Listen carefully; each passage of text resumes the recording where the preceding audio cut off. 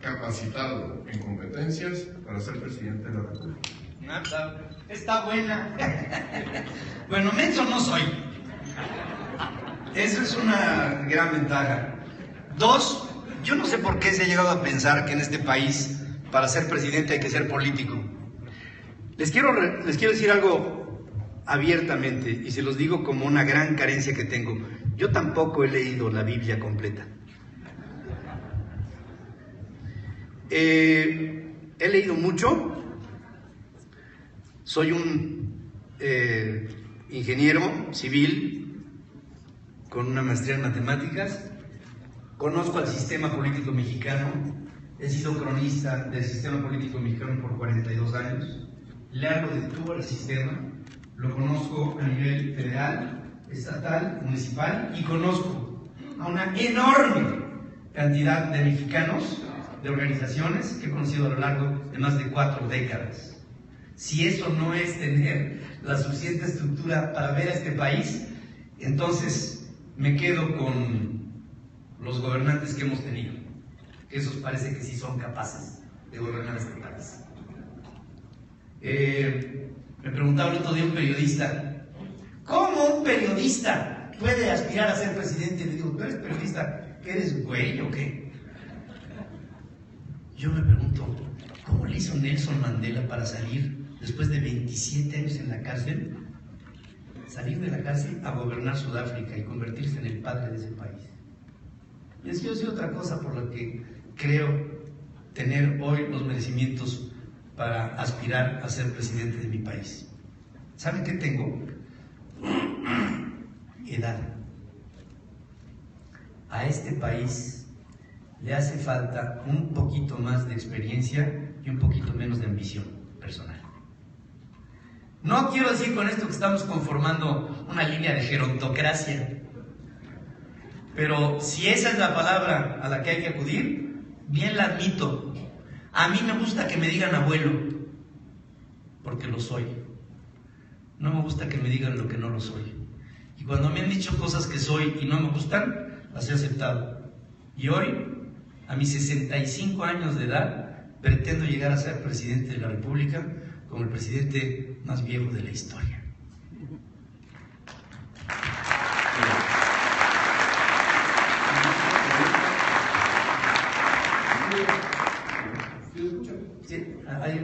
Siguiente pregunta, y es por la votación que está haciendo aquí la gente. Dice, ¿alguna opinión de César Duarte, entre paréntesis, Unión Progreso, de crecimiento inexplicable, etc.? Bueno, César Duarte lo conozco hace muchos años. No me gusta. No es un hombre confiable. No me gusta como gobernador. Y no me gustaría que pasara a la historia como otro más de los que se van impunes después de haber gobernado como se les ha pegado a la...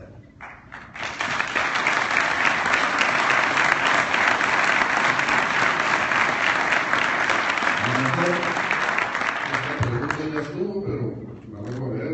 ¿Qué les dirías a los dos candidatos independientes por la ciudad de Chihuahua para que unas fuerzas haya una clara rivalidad y se dividen al mismo tiempo? Es que yo no veo una clara rivalidad entre los dos. Yo a los dos los conozco, los quiero. Los dos son gente buena. Y dicen, miren, ¿saben ustedes dónde ganó el Bronco? El Bronco ganó cuando Fernando Elizondo se convenció de que el Bronco tenía las facultades para llegar a ser el líder y él para ser el cerebro del líder. En ese momento se convirtió el Bronco en gobernador de Nuevo León. ¿Qué fue lo que le dio al Bronco el éxito? No nada más la idea de la independencia, no, la idea de la coalición. Fernando Elizondo le dio el triunfo al Bronco. Yo creo que una ciudad como la ciudad de Chihuahua, en ella podrían caber 2 hombres, ¿no? Y me parece lo más sensato que si la aritmética no miente, el que tenga más posibilidades se vaya al frente y el que tenga otras posibilidades también reales, uno puede manejar y el otro puede ir haciendo atrás, pero los dos en el mismo coche. O muebles, como dicen. creo que los dos caben en el mismo mueble. ¿Y saben qué? Se los digo desde ahorita. Si no se juntan, los dos van a perder. Y va a ganar una fórmula de partido político. Si se juntan, los dos van a ganar. Siguiente pregunta. ¿Cómo nos sumamos al movimiento independiente para luchar por un gobierno eficiente? ¿Cómo sumarnos? Yo pienso que, en primer lugar, denunciando públicamente. Estoy invitando a la sociedad y pienso que es lo que tenemos que hacer, a denunciar públicamente lo que nos molesta, lo que nos incomoda, lo que no funciona. Cuando tú vas al médico, el médico no te dice, oiga, está usted muy bien de los ojos, de la cabeza, de las orejas. No, te dice lo que te duele, ¿no? Pues para eso es médico, ¿no? No te va a decir lo bueno de tu sistema, te va a decir lo que te falla de tu sistema. Yo pienso que la ciudadanía debe denunciar lo que le duele. Una vez que denuncie lo que le duele, fíjense, a mí me dicen, perdón a mí me dicen, ¿cuál es tu programa de gobierno? Bajo la estructura de pensamiento de gobiernos antiguos. Mi programa de gobierno es tu programa de gobierno. Primero dime cuáles son tus ideas. Y sobre tus ideas, que entendemos cuáles son, empezaríamos a diseñar un programa de gobierno compartido. Entonces, ¿cómo sumarse a un movimiento ciudadano independiente? Denunciando y después proponiendo. Denunciando y proponiendo. Una vez conocí a un viejo gobernador que decía, contaba al calor de un whisky, por supuesto. Decía, mira Pedro, era de esos locutores antiguos, Luis Marcelino Farías, gobernador interino de Nuevo León. Decía, yo tenía la costumbre de hacer una presentación en la plaza pública y la gente se formaba para hablar con el gobernador. Nunca tuve una propuesta. Todo lo que tuve fueron solicitudes de algún favor. Nadie llegó a proponerme. La sociedad mexicana tiene que aprender a proponer. Y eso se hace con la cabeza. No se hace ni con el corazón, ni con las vísceras, ni con otra cosa, otras cosas. Por lo mismo, pienso que si hay ciudadanos que se quieren incorporar, por favor, denuncien y luego propongan y pasen la voz. Muy bien.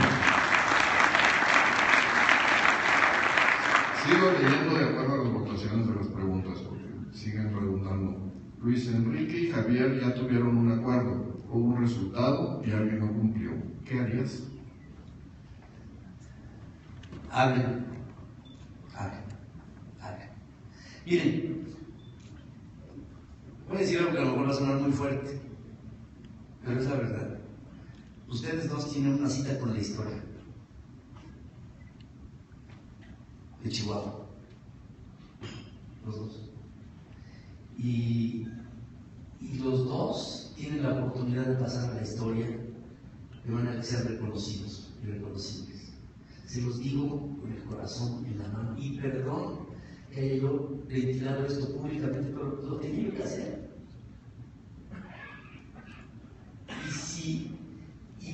Y si quieren saber que lo que estoy diciendo es real, escuchen ustedes lo que la gente les tiene que decir para que ustedes dialoguen. ¿Qué les quieren decir? Si quieren, a través de un aplauso, díganles que dialoguen, y si quieren que no dialoguen, que digan que dialoguen.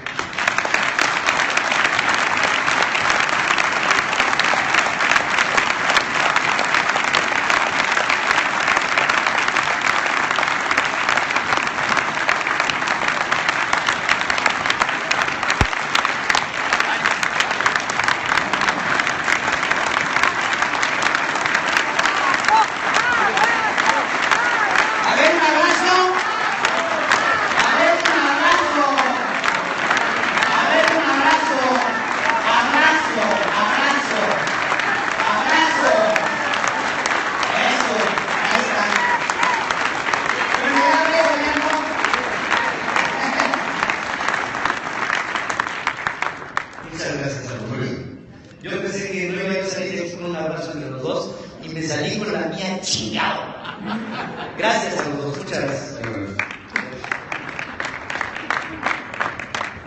Estaba poniendo especial atención yo. Escándalos recientes en la ciudad. ¿Por qué crees que los organismos empresariales no han pedido aclaración y consecuencias? Pues por la chona, ¿no? Por todo.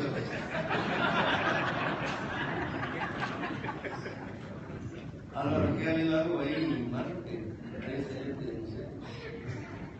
Estoy enterando ahorita. No, miren, yo creo que hay una costumbre de los grupos corporativos empresariales por la pasividad. Bien, les voy a poner un ejemplo muy vivo y muy claro. El otro día lo viví con una profunda intensidad. Voy de atrás para adelante. Segundo periodo de mando del presidente del Consejo Coordinador Empresarial al frente del Consejo. ¿Quién le toma la protesta al presidente del Consejo Coordinador Empresarial en su segundo periodo inmediato anterior? El presidente de la República.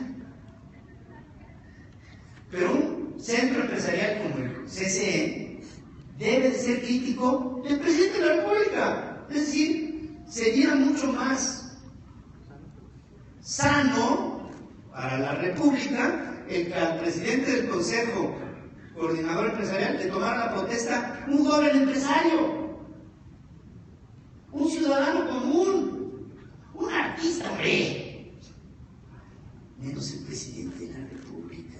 Jura usted guardar y hacer guardar. Oye, mi güey, pues si yo, o sea, ¿cómo me estás tomando protesta a mí? Cuando a ti es a quien tengo yo que criticar, en dado caso que tenga yo que criticar. Yo recuerdo una vez hace muchos años, llegó un grupo de General Electric a poner, a andar en funcionamiento un satélite artificial. ¿Se acuerdan cuando las parabólicas? Bueno, pusieron un Galaxy. Entonces fueron a mi programa y me reuní con el presidente Jack Welch, el presidente en aquel tiempo de General Electric. Y cuando llegué con él, le dije, ¿ya le avisaste al presidente de México de lo del satélite? Y se me quedó y me dice, what for? Y me quedé y dije, soy un imbécil. O sea, what for? Pues tiene razón, what for si el satélite para otra cosa. A lo mejor con una nota de cortesía le avisas, ¿no? Pero todo lo tenemos que hacer en función de una rendición de cuentas con la autoridad. Yo creo que para evolucionar este país, lo que tendríamos que empezar a hacer es evolucionar, entre otros, a los organismos empresariales para que sean intérpretes de la sociedad y no de los gobiernos. Entonces, por lo mismo, me gustaría ver cámaras más agresivas. Y la agresividad es buena cuando está fundamentada. Y pienso que hay mucha sustancia para fundamentar en este país. Es lo que pienso.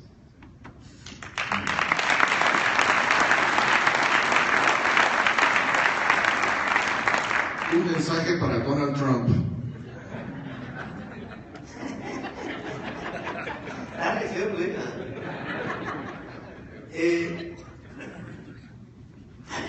A ver si vamos de acuerdo con esto. Fíjense, a mí nunca me gusta subirme al ring con alguien que no es de mi peso.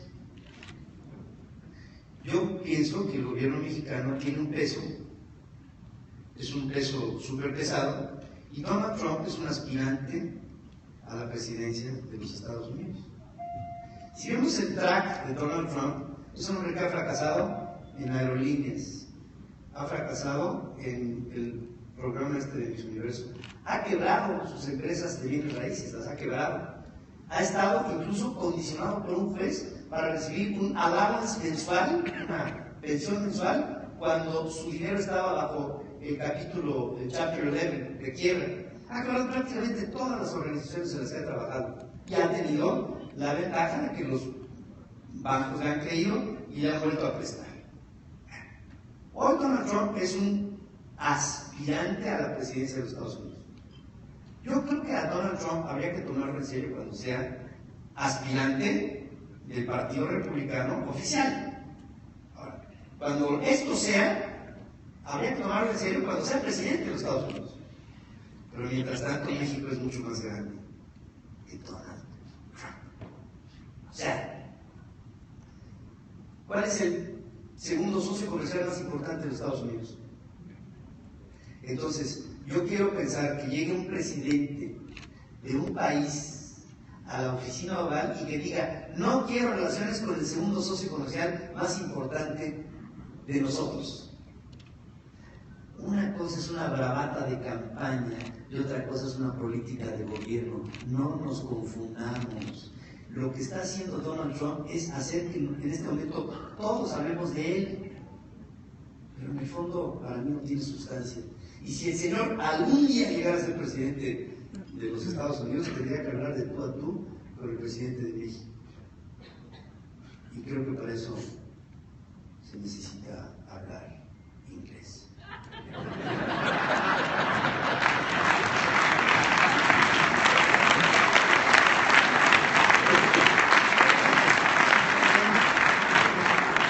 Dice, ¿sigue en tu plataforma la convicción de adelgazar al legislativo?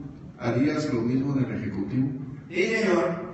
Los plurinominales llegaron a votar en este país cuando me declararon ilegal la convocatoria que hice. 7 millones de mexicanos dijeron no a los plurinominales.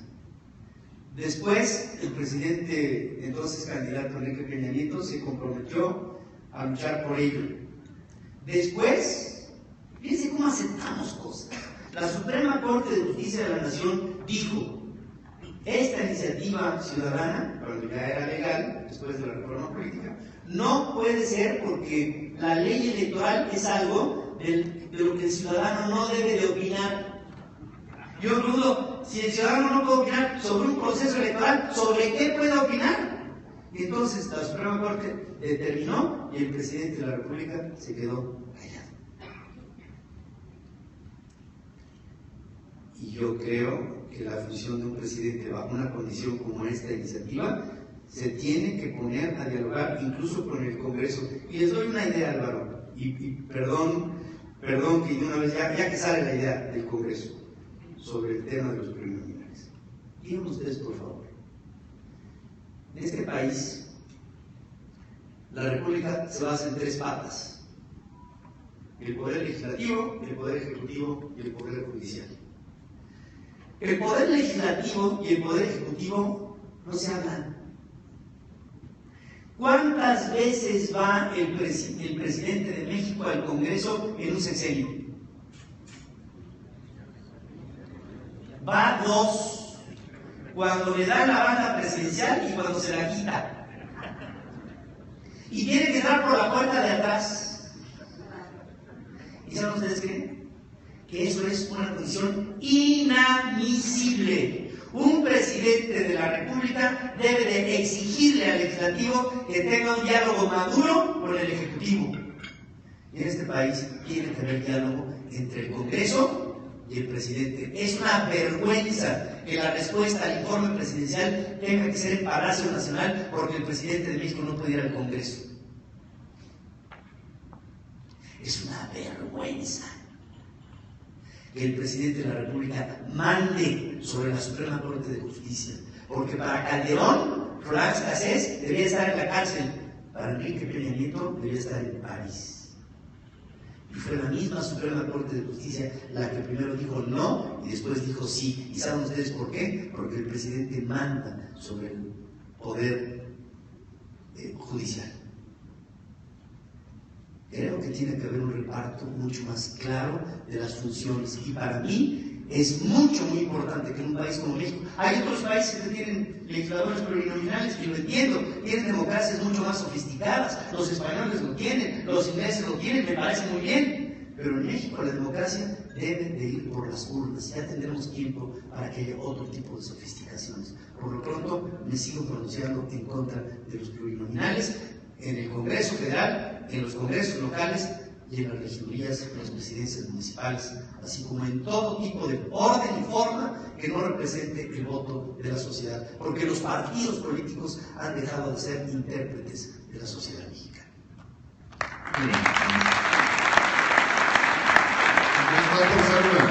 Por las 10, si quieres cerramos con una última pregunta que está bastante amplia y pudieras allí cerrar como tú quisieras. Además, dice, ¿cuáles son los 3 principales retos que enfrentamos como mexicanos para salir adelante como un país competitivo y próspero? Pues, hay uno que es esencial: Estado de Derecho. Este país tiene finalmente que practicar un Estado de Derecho. Pienso que cuando la ley es vista, tiene que ser analizada, y para mi gusto, les voy a decir algo que puede resultar un tanto disruptivo, pero al mismo tiempo creo que es ortodoxo. Es disruptivo, pero guarda la forma, su escultura. ¿Cuántas repúblicas han conformado a Francia, a la Francia moderna? Sí, François Hollande hoy es presidente de la Quinta República. ¿Qué quiere decir la Quinta República? Quiere decir que Francia, como república, se ha hecho 1, luego 2, luego 3, luego 4 y luego 5 veces. ¿Qué quiere decir que se ha hecho otra vez?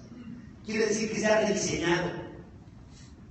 Y pienso que en México valdría la pena ser una segunda república, en donde tuviéramos...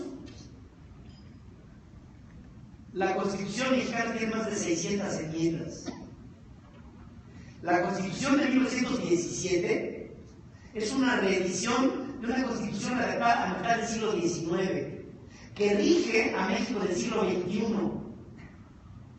Una sociedad, o sea, tú no te podrías entender hoy en un diálogo con tu bisabuelo. ¿Qué es lo que tendríamos que hacer? Un congreso constituyente que rediseñara la constitución política de los Estados Unidos mexicanos e hiciéramos una constitución de 30 principios que fueran fundamentales, porque hemos hecho un entuerto de nuestras leyes y tienen que ser principios rectores legales los que hagan que funcione el país en una segunda república, y creo que se tendría que hacer. Partiendo de esa base, Estado de Derecho. En principio, cuando hay Estado de Derecho, todo lo demás dimana del Estado de Derecho. Todo dimana del Estado de Derecho. Pero el Estado de Derecho es fundamental. De ahí, creo que México tiene que hacer, en serio, una cruzada nacional por la educación y la cultura. México debe de ser no solamente un pueblo educado, debe de ser un pueblo culto. Y hay una diferencia abismal entre ser un pueblo educado y ser un pueblo culto. En México debe haber una forma magistral en la que todos en un piso parejo entendamos a la educación de una manera diferente, con un modelo no limitado, sino propio del país, que nos permita a los mexicanos tener a un pueblo culto. Una cruzada nacional por la educación y la cultura que vaya mucho más allá de esta reforma laboral que se llama reforma educativa. Es una reforma burocrática que no asume riesgos, que tenemos una enorme cantidad de maestros que no son maestros y que pensamos que son maestros y que seguimos tomándolos de la plantilla de los maestros, y que el 96% de todo el presupuesto para la educación en este país se paga en nómina. Hay un 4% para la creatividad y la imaginación. ¿De qué estamos hablando? País que no tiene una educación para la imaginación y la creatividad, decía, no lo decía yo, lo decía Albert Einstein, es una educación que no sirve para nada. Y en México no tenemos reductos imaginativos de nada. No enseñamos a los chavacos a investigar, a ir a una biblioteca, a meterse a internet, a sacar información, a investigar. Hoy hay ayúdame a que vaya tesis doctoral para cuando se recibe una carrera, una maestría, un doctorado. Cuando en el fondo lo que tenemos que hacer no solamente es proponer diferentes ideas, sino también servicio social. Hay gente que me pide que vaya a servicio social. Cuando en el fondo tenemos que servir como gente culta y educar al resto del país como una vocación de principio, como un servicio militar de la mente. Y todas estas cosas las dejamos en el sosdaño, en una mediocridad que dirían Milán Kundera, insoportable levedad, la del ser humano que no quiere educarse bajo principios de cultura. México lo puede hacer. Tenemos grandes talentos que pueden promover para que los niños y los jóvenes de México tengan como práctica la lectura, no la lectura para la educación de un curso, la lectura por el placer de leer, por el placer de conocer, por el placer de aportar. Quien no tiene input, no tiene output. Es muy sencillo. En México no tenemos input. Tenemos promedios de lectura de un libro al año. Y eso quiere decir que quien se echa 200. Y en el promedio, pues es 1. En México no leemos. En México no escribimos. En México no proponemos. En México no pensamos. Acabo de estar en Harvard. Me hablaron de una nueva teoría sobre ondas gravitacionales en el universo, de un equipo conformado por 4 ingenieros de MIT. Un teórico, un práctico, un intérprete y un matemático. El matemático es mexicano. Nadie lo sabe. ¿Saben ustedes por qué nadie lo sabe? Porque no hay madres. Perdón por las madres.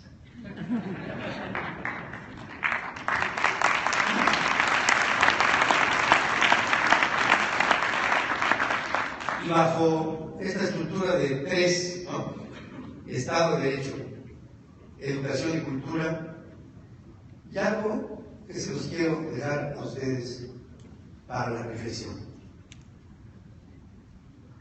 México, mis nietos, y el mesero me dijo, ¿qué le traigo, Pedrito? Y dije, tráeme ahí. No vas a pasar de gritoso el video que sí. Le dije, gracias hermano. Se va el mesero y María José, una de mis nietas muy inquieta, se va a ver y dice, ¿es tu hermano? Y como diciendo, yo no sabía que tu papá fuera tan plural.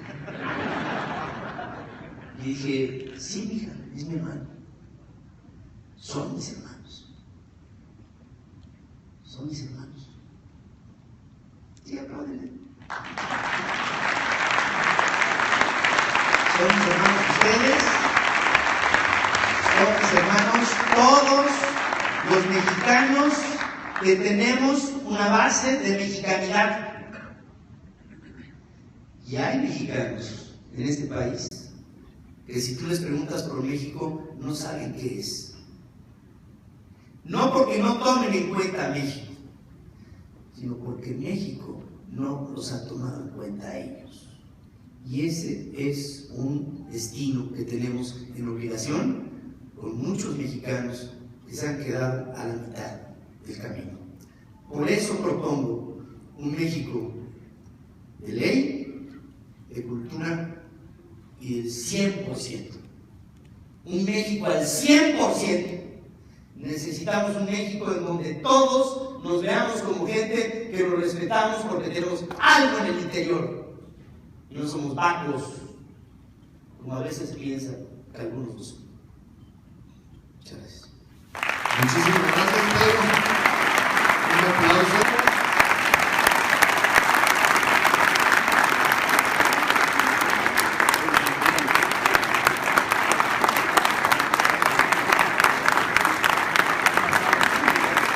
Nuevamente, muchas gracias a nuestros patrocinadores.